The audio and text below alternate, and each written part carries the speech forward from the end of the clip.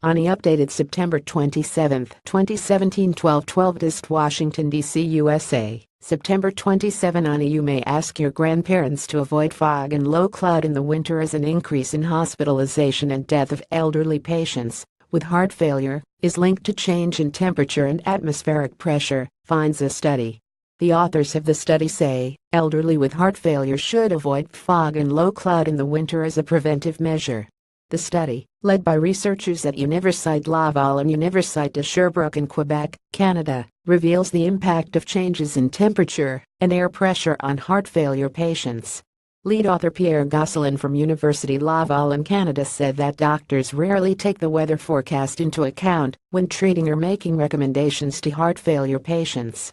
So with the extreme differences in temperature due to climate change, we wanted to show how the weather is becoming a more relevant factor, Gosselin added. The study showed that exposure to cold or high-pressure weather could trigger events leading to hospitalization or death in heart failure patients. The team assessed 12,793 people aged 65 years and older that had been diagnosed with heart failure in Quebec between 2001 and 2011. The participants were followed for an average of 635 days. During this time, they measured the mean temperature, relative humidity, atmospheric pressure and air pollutants in the surrounding environment, and studied the data to see if there was an association. The results showed a higher risk of hospitalization or death in the winter period of the year October to April compared to the summer period May to September.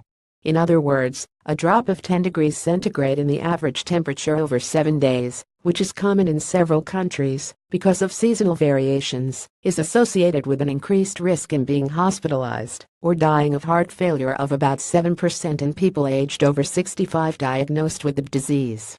During the follow-up period, 21,157 heart failure events occurred, representing 18.7% of the people studied. In total, 18,309 people were hospitalized, and 4,297 died.